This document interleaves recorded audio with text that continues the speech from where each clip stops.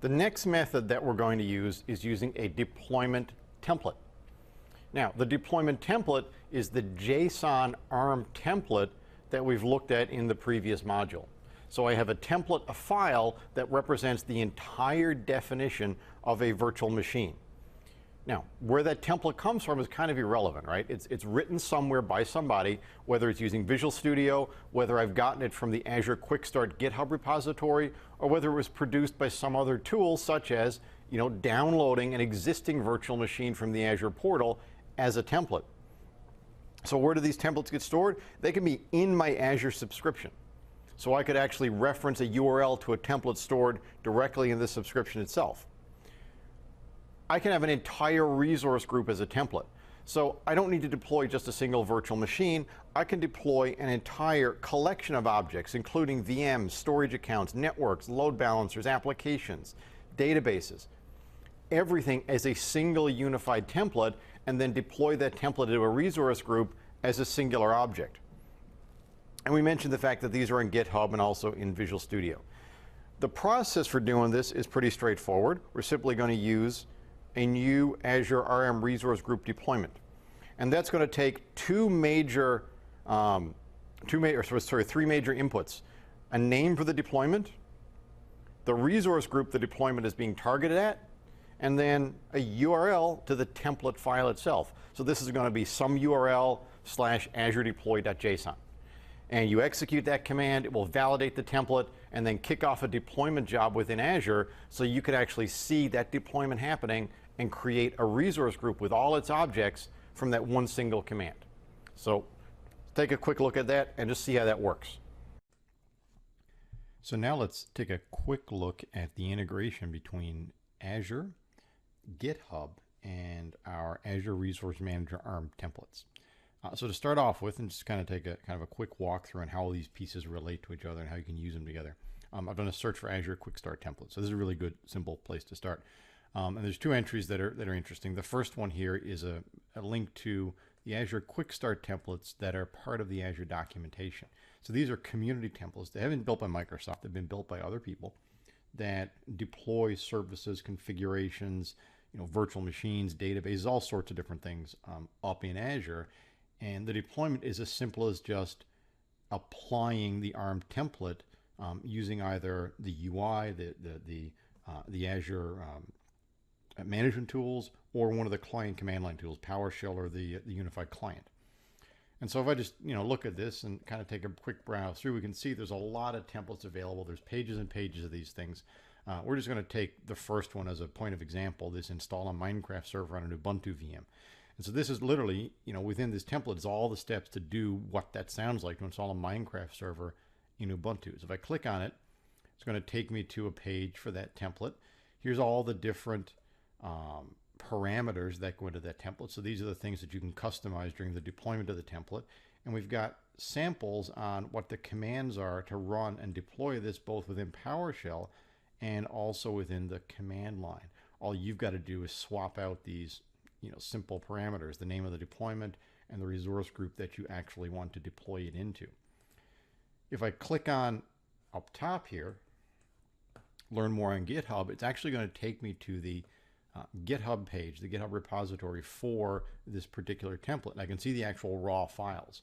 So there's some information on who's done pull requests, who's updated it, who's made changes, what the versions are, and then I can actually click on the JSON file it's always called Azure deploy.json, and click on that, and here's the actual template itself. Now, because this is in GitHub, I can, for example, take a pull of this, take my own copy, modify it, make my own version, put it from this sort of public community repository up into my own repository, anything I want. So it's a great starting place. It's really an open source tool that allows us to build these configurations. From this page, I can do two things. I can actually visualize the template using armviz.io, which is a web page. And it essentially does almost like a Visio style diagram of the contents of the template. And I can customize this, I can add things to it. So it's a visual way of actually building and authoring these ARM templates. If I go back, I can also, from here, directly deploy into Azure. Now, assuming I'm within this browser session logged into my Azure portal, if I click on that link, it's going to take me to my portal and begin a deployment for that template. And so it's going to take me straight to a page where, I select the resource group I want it to go into, and then I supply all the different parameters that are required to run this deployment. So we're not going to run this deployment here. We're going to go ahead and just run another kind of simpler deployment, which is based on a quick start template called Simple VM Windows. Now this is exactly what it sounds like. It's a very simple, very basic Windows VM. We're going to use basically all the default, with the exception of the username, password, and name, and build a couple of VMs up in Azure by running a single command using this template. Now to do this, we're going to do it two ways. We're going to do it with PowerShell, and we're going to do it with the client. So with PowerShell, the first thing I need is actually need a resource group to put the deployment in. So we're going to make a resource group called Deployment 01. Make it in East US. And it'll take just a second. And then we can actually run our Azure deployment. So here's, yep, here it is right here. So here's a simple PowerShell command. Oops. Let me scroll back up to where that was. There we go. So here's a simple PowerShell command that lets us run that deployment. New Azure ARM resource group deployment. Name the resource group that I actually want to create. So this one's going to go in. Need to modify this real quick.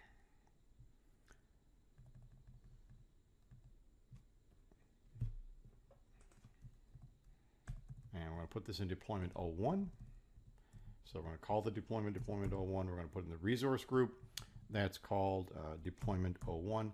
And we're just referencing the template. And that's literally all that you need to do. It is just that simple. Admin username, password, and a DNS label. And we'll just pick kind of a sort of pseudo-random name. And this is going to now submit that deployment into my Azure subscription and let that run and actually build the VM for me using that ARM template that's stored on GitHub. Now, one thing that's worth mentioning is that, one step you might be thinking, well, you didn't log on to your subscription. I actually already did that in this PowerShell session. This was done in the background before I started, so rest assured that's been done. I've used PowerShell, I've logged onto the session, and now we're essentially good to go. We can do a similar thing in the Azure client.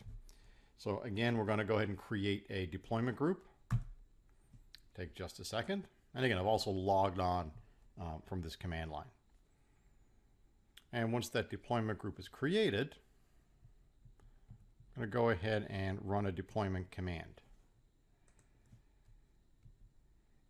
So here's the command again, just using the exact same template, different deployment group. And we call this deployment group 02. So let me just adjust the command to go to that. 02 here, 02 here. And so again, this is Azure Group Deployment Create, deployment name, resource group it's going to go in, and then the URI for the actual template. Now, if you're wondering kind of, how this URI is structured, it's basically the path to the template modified slightly. Instead of the base GitHub URL, it's raw.github-usercontent.com/Azure, Azure Quick Start Templates, master, and then the actual name of the template and the name of the file, which is Azure deploy.json. So we'll go ahead and submit that. And this will run along in the background. Again, same set of parameters. Now you know what my password is. Pseudo random name just for the purpose of the demo. And away the deployment goes. If we jump back to the portal, look at our resource groups, you can see that the two resource groups exist, and I'm beginning to populate them with objects. So here's the VM. Here's all the dependent objects, the NIC, the IP address, the virtual network, the storage account, and this one you can see the process is creating. Back to my second resource group. And again, similar thing. And this VM is also creating. It'll take a couple minutes. We're not going to wait for them to finish. But again, just to give you the basic idea on what you can accomplish using ARM templates that are stored on GitHub repositories. We know Linux is a first-class citizen in the Microsoft world, and true, it's a first-class citizen on Azure as well. There are two variations of Linux on Azure. There are what are known as endorsed versions and what are known as non-endorsed versions. An endorsed version is one of the versions you see in the list right here. Again, this list gets updated over time. So when you look at this list may have been modified just a little bit, and you can find out information as to what's on this list by simply going to the Azure portal. The difference is an endorsed version has a platform SLA. It's guaranteed to work correctly, and perform well. A non-endorsed version will run on Azure if it meets the requirements for the Azure platform. There are certain drivers, for example, and certain other configurations that have to be in that Linux distribution. Not all Linux distributions will run on Azure, but most will. You can install them directly into a VM. They may not leverage all Azure functionalities, such as monitoring, such as some of the extensions, but they will at least work. So, in terms of deploying Linux, you can find Linux images by going to the Azure Marketplace. So these are in both the new portal and the classic portal. And in the new portal, for example, you simply go to the Marketplace, type in Linux, and you'll get a list of all the currently available supported Linux distributions. Some of these are going to be basic Linux distributions, for example, just a simple Ubuntu server. Some of them are going to be highly customized, such as you can see here an Oracle Linux distribution. Either way, these are all the available Linux distributions that you can add to Azure. All Linux distributions are available for what are called scale sets, so you can scale them up and scale them down dynamically. We're going to talk about scale sets in a little while.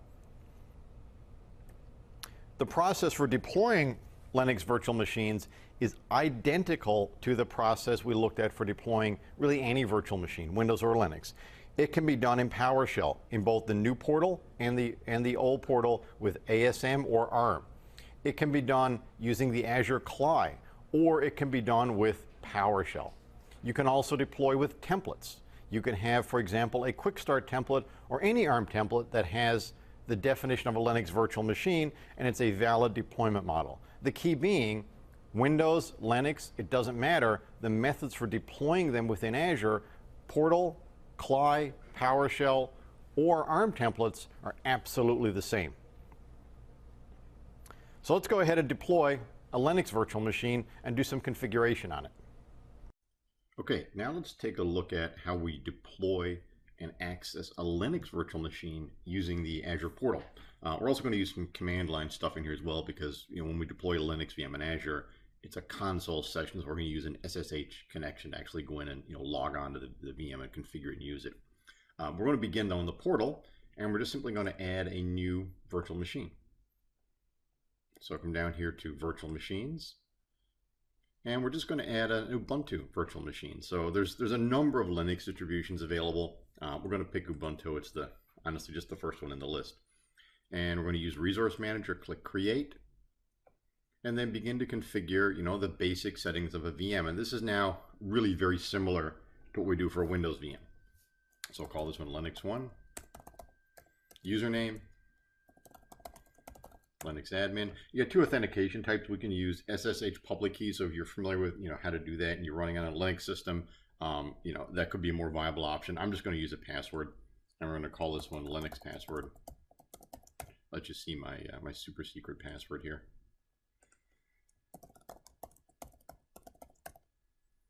And we'll throw it in a new resource group called Linux VMs. And let's just make sure we have a matching password. Hit OK on that. Size our virtual machine, and we're just going to pick a DS2 size. Again, because we're building a new resource group, you can't just deploy a VM. You also need additional supporting objects like a network, the IP address if you want to connect it externally, a storage account to store the actual VHD file it's in. So that's all fine. We'll let the Azure Resource Manager tools just create all those objects for me. The only thing I'm going to do is I'm going to disable monitoring and diagnostics so I don't get that second storage account.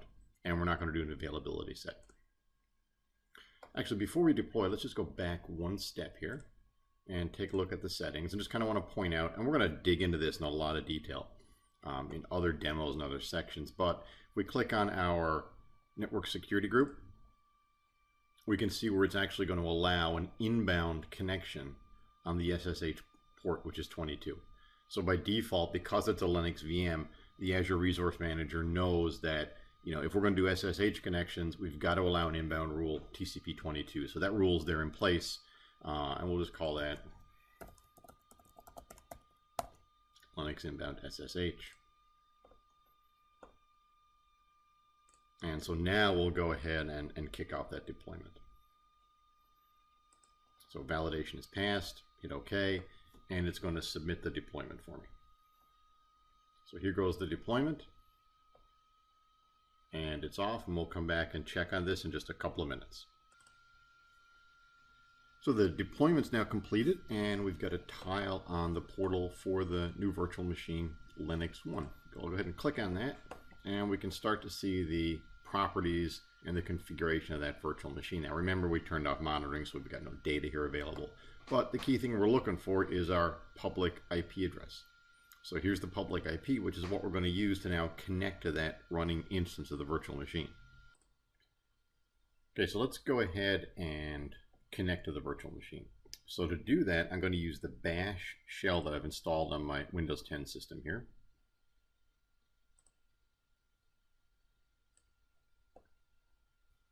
So that's open, and now what we can do is actually attempt to connect via SSH to that new Linux VM. And so all we need is the public IP. We're going to go SSH-O.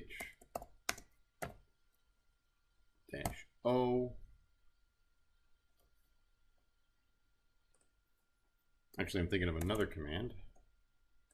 Don't need that -O. SSH, and we need our username. Linux admin.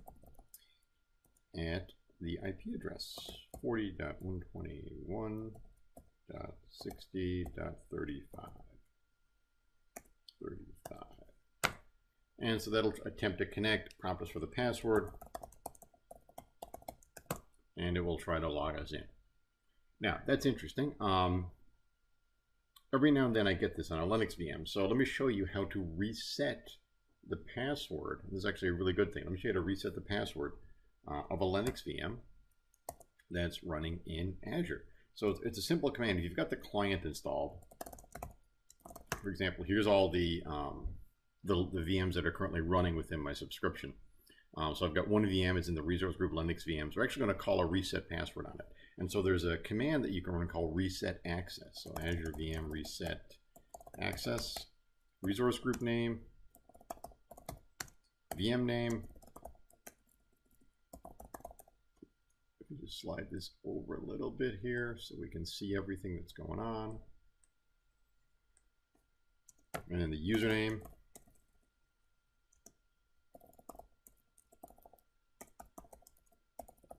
And the new password. And so what that'll actually do is behind the scenes in Azure, install a, let me fix my command real quick. VM name. Install an agent within the Linux VM and reset the password of the user I designated. And because I have access to the subscription, it's kind of able to do this behind the scenes. So it'll take just a couple of minutes. I'm going to let this run, and when it finishes, we should be able to go ahead and log on. So that's kind of your tip of the day with this one. If you go through, you get a permission denied, you feel like you should be able to log on, it's pretty straightforward to reset the password you need. That command's now completed, and we should be able to go ahead and access our VM.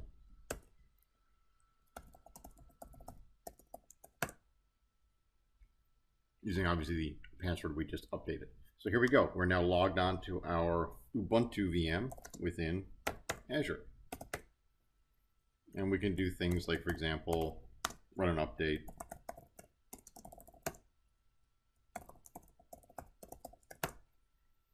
So you can see that this is a fully functional, fully running Ubuntu VM running up in Azure. So deploying a VM, Linux VM with the Azure portal, piece of cake with a little tidbit in there on how you reset a password. And I don't know why it didn't let me log on. Maybe I just mistyped the password twice and I didn't realize it. So there we go. Now, virtual machines come from what are known as virtual machine images. A virtual machine image is something that you can use as the basis for a new virtual machine. There are two types. There's what's called a VM image, which is the newer type, and something called an OS image. A VM image is an image that may include additional disks. An OS image is simply a VHD file that contains a generalized or sys-prepped version of Windows. So for example, if you want to build on your own hardware a version of Windows that has your apps and your data, you can sys-prep or generalize that, upload it to Azure, and it becomes the base for an OS image. You make it an OS image, and when you deploy a new virtual machine, you can specify that VHD as the source for that new virtual machine. Where do you get these images? Well, there are two major places. The marketplace. The marketplace contains all images that are provided by Microsoft or by third parties.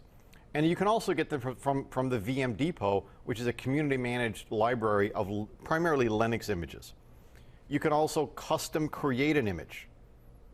As we mentioned, you can have your own hardware, install Windows or Linux, build an image containing the files, tools, and resources that you need, and then upload that into an Azure subscription, and then use that as the basis for creating new virtual machines. So that's a quick look at how we do, let's take a quick look at how we create and deploy and manage Azure virtual machine images. Let's begin the process of creating a virtual machine in Azure using a custom virtual machine image. So to do this, I've actually got a virtual machine running on a local Hyper-V server. This one happens to be running on my laptop, but this could be certainly a Hyper-V server in a data center. And what I'm going to do is prepare this VM to be uploaded into Azure to serve as the base for a new Azure VM image. Now, before I upload it, I'll obviously install in it, any applications or data or settings that I want. In the case of this one right here, I've installed the basic web server tools. So this can function as, just a minimal web server. That's what I'm going to use it for.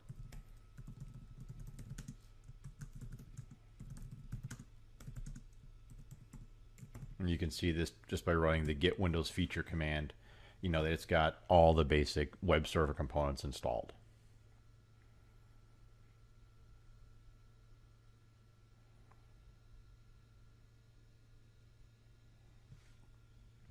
The next thing I'll want to do is turn on remote desktop. Now I'm going to cheat a little bit. Server Core gives you this little utility called sconfig that's been kicking around for quite a while. So I'm going to run that, and with a couple of clicks, I'm going to turn on, a couple of keystrokes, I'm going to turn on both remote management and remote desktop. So remote management is option 4, and we'll just enable that. And I'll come back to the main menu, and we'll go remote desktop, which is number 7, and then we'll enable that guy.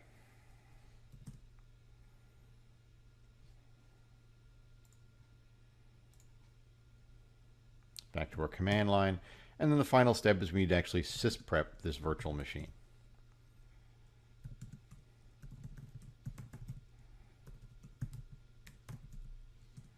So we'll run our sysprep command, generalize, and shut down. So sysprep will work in the background, and when it's finished, we'll see this virtual machine's actually going to get powered off. So we'll just wait for that to happen. Okay, so the virtual machine is powered off, and we're now ready to prepare the VHD file for upload. Now, in that particular instance, we're just going to open an administrative copy of PowerShell. And we're going to navigate to the VHD file that this virtual machine is using. Here's the folder for the VM. It's virtual hard disks folder. And if we take a look in here, we can see the actual VHDX file that this virtual machine is using. Now, Azure only supports VHD format files, so we're going to run a convert VHD commandlet against it.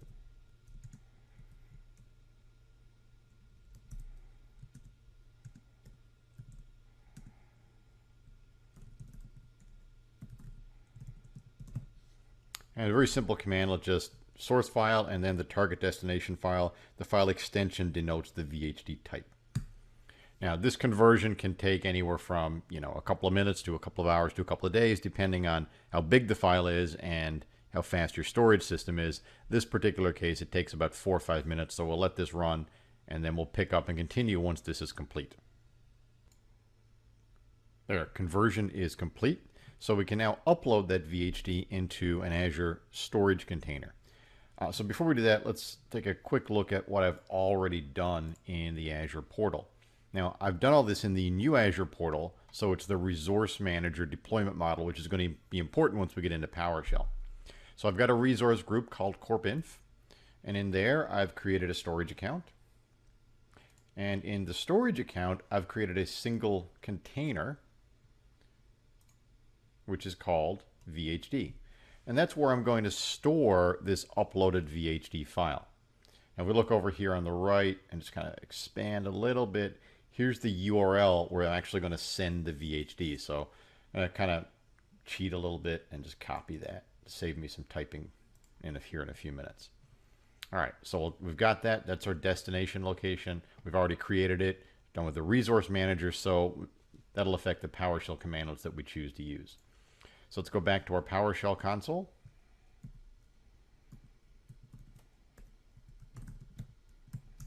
We're going to log into our Azure subscription. Now again, because we're using the new portal, we're using the RM PowerShell commandlets.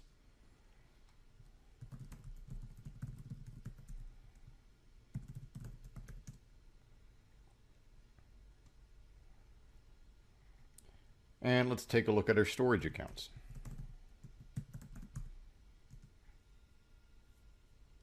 And we can see we've got this one storage account called CHVHD Store 01, and we're ready to go ahead and upload into that storage account. So to do the upload, I'm going to back out here a little bit so I've got some more screen real estate. We're going to use a command called add Azure RM VHD. This is basically a VHD upload commandlet. Destination, that URL that we copied, and then we just need to give a name to the file. The upload process can actually rename it. Need our local file.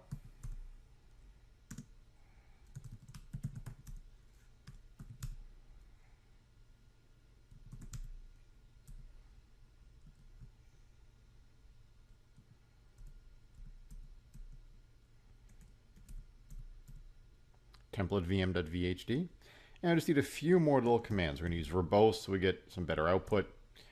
We're going to increase our upload threads. I find this boosts the upload performance just a little bit. And then something I omitted, our resource group. Because we're using the resource manager model, we've also got to tell it, hey, which resource group is this storage account in? And my resource group is, if I remember correctly, corpinf. Let's just double check. Corpinf. And we can now go ahead and start that upload process.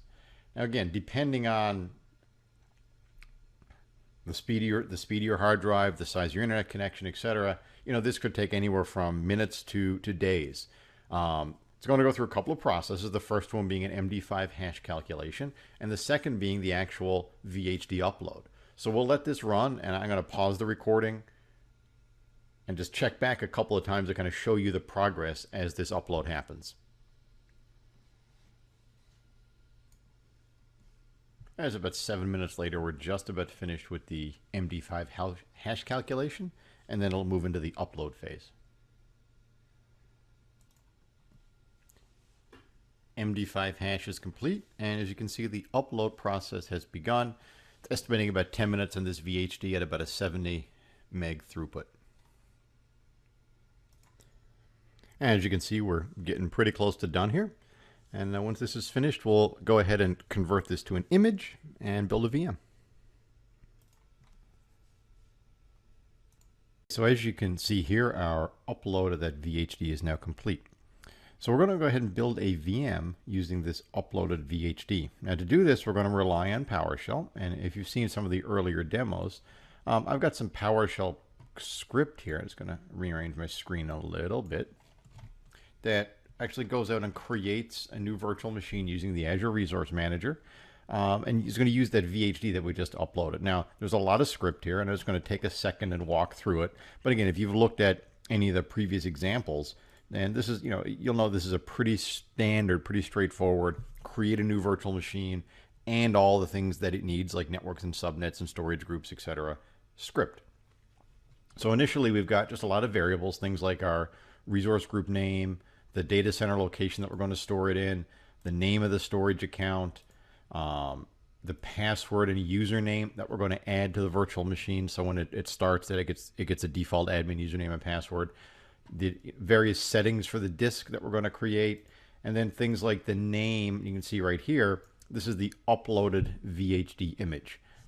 We then have a number of settings relating to the networks and so on. So a lot of this script is just establishing pieces of data that are going to be fed into the creation tasks. Create a resource group. And I'm creating a resource group. We don't have to. We can put this in the existing resource group. I'm only doing this just to keep it separate, isolated, and kind of easy to see and easy to follow. We're creating a subnet, creating a network, creating a public IP and a NIC, and then building a virtual machine object. And then finally, this is kind of the meat right here. This actually creates that new virtual machine. Now I'm going to go ahead and run this script. This script will take probably 6 or 7 minutes to run. I'm not going to sit here and watch it run. We'll kick it off, then we'll come back and just take a look at what it created up in Azure. So here we go. And you can see some of the progress begin to create it right here. Over here on the left-hand side, you can see some of the progress. As the different commands run, you'll see them progress through. So we're going to kind of pause the recording there, let the script run, then come back and take a look at what's in Azure once it finishes. All right, that's now completed. So we'll switch back to our Azure portal and just take a look at what got created. So I'm going to start by clicking on the resource groups to refresh the list of resource groups, and we'll see here's our new VM resource group. And if I open that up, we're going to see in here we've got a number of objects that were created by the script. We've got some network adapters, a public IP, a virtual network, and then here's my Web 01 virtual machine. Click on it, and we can see that that virtual machine is actually running and appears to be quite healthy and has been given a public IP address. Now, just to kind of further this along and show that this is in fact a running virtual machine. Now, you recall that we installed this as a basic web server. We're just going to go navigate to the IP address.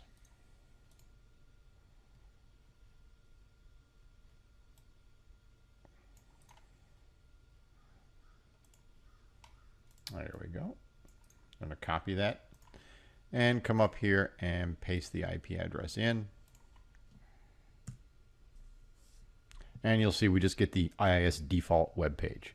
So we've now taken that virtual machine from our local data center, uploaded it to Azure, created a new virtual machine in Azure, and you can see that that new virtual machine has the web server components installed. So we have used that on-premise virtual machine as the template for a new Azure virtual machine.